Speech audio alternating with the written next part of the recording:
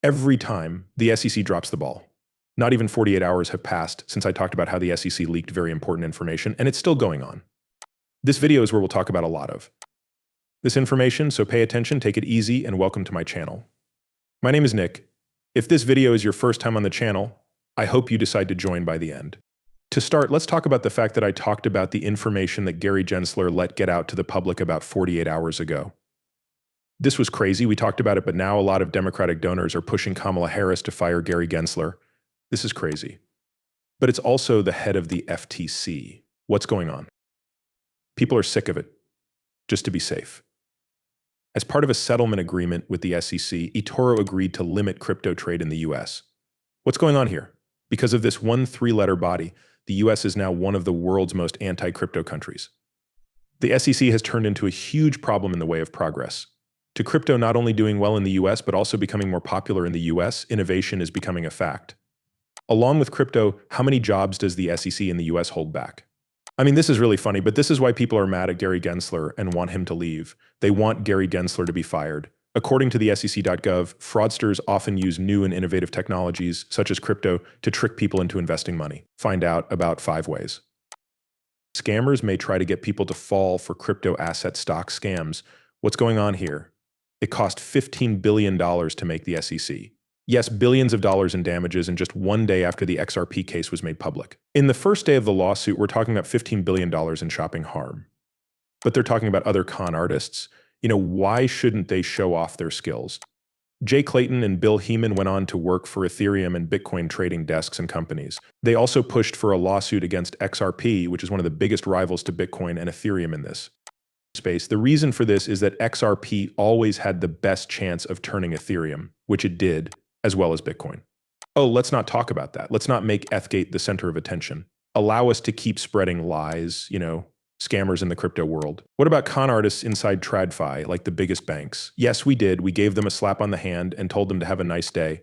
Plus, it looks like the SEC doesn't care or didn't care when Sam Bankman-Fried walked in and said, hey, FTX is going to be the best thing ever, because they still had time to meet with Gary Gensler.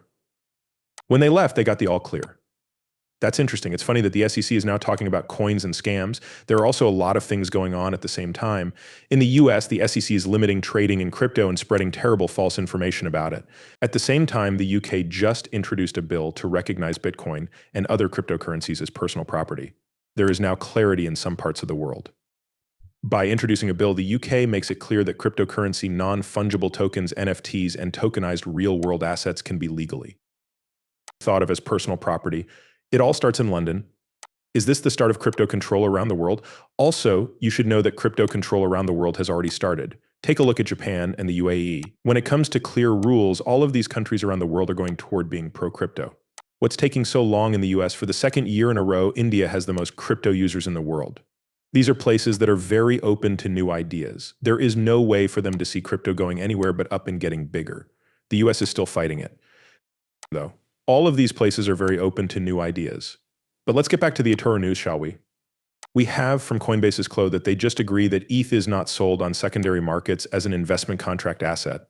There's no way for the SEC Gov to explain why ETH and Bitcoin are the only ones that work.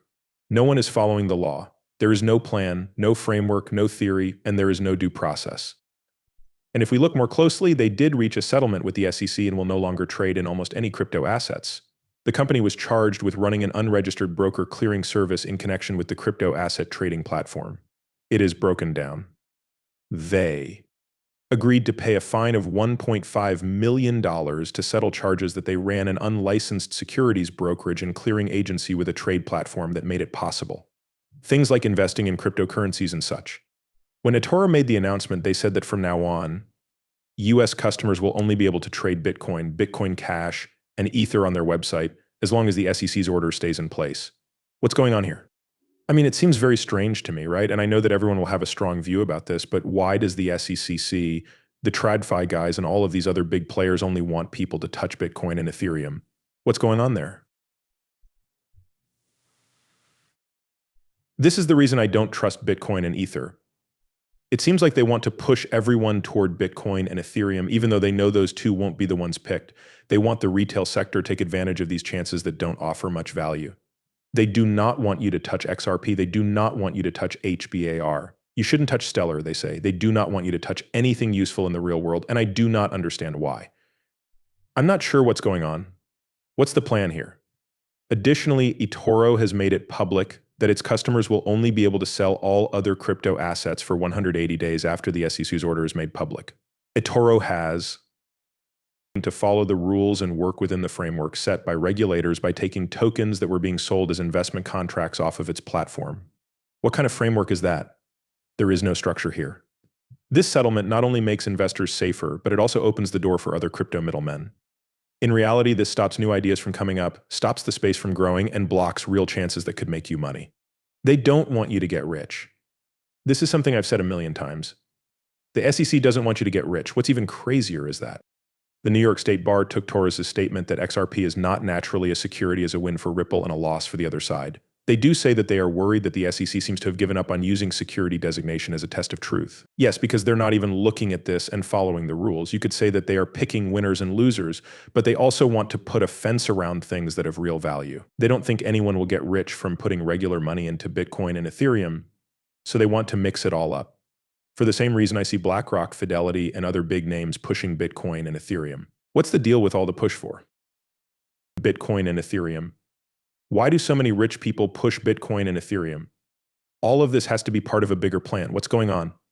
But going back to what I said at the beginning, the craziest thing about this is that everyone wants Gary Gensler fired because he leaked internal papers. What do you think? We just heard some big news. Top Republican politicians are now looking into Gary Gensler, the new chairman of the SEC and governor of Nevada. They think he hired people unfairly because of their political views. This is very important. What do you know? I promise that this will probably turn out to be true because Gary Gensler is part of Elizabeth Warren's anti-crypto crusade to push Operation Choke Point 2.2.0, which aims to crush this industry, kill innovation in the US, and keep the retail sector in the US that wants to invest in crypto. Poor people don't want you to make money. I got an email about Gary Gensler's contacts through a Freedom of Information Act request. It showed that the SEC Gov's Director of Trading and Markets marketed himself as being politically in the right place. After 6 months, he was hired. The probe that these Republican lawmakers started was based on this email that they got by accident. Also, Virtue Financial has been at odds with the SEC since the SEC sued the company for reportedly making false claims about how it would protect customer information. This comes from Virtue's CEO.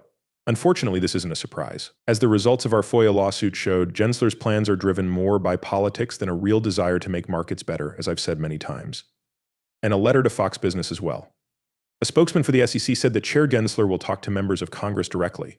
We already know what this is going to be. Listen, when Congress scolded Gary Gensler, he didn't say anything, give any reasons, or make any excuses. It was just a back and forth childish game. It's really silly. When will someone be responsible for what they do here? When will Gary Gensler be fired? If the SEC is going to be held responsible, when will that happen? It's not going to happen. This way.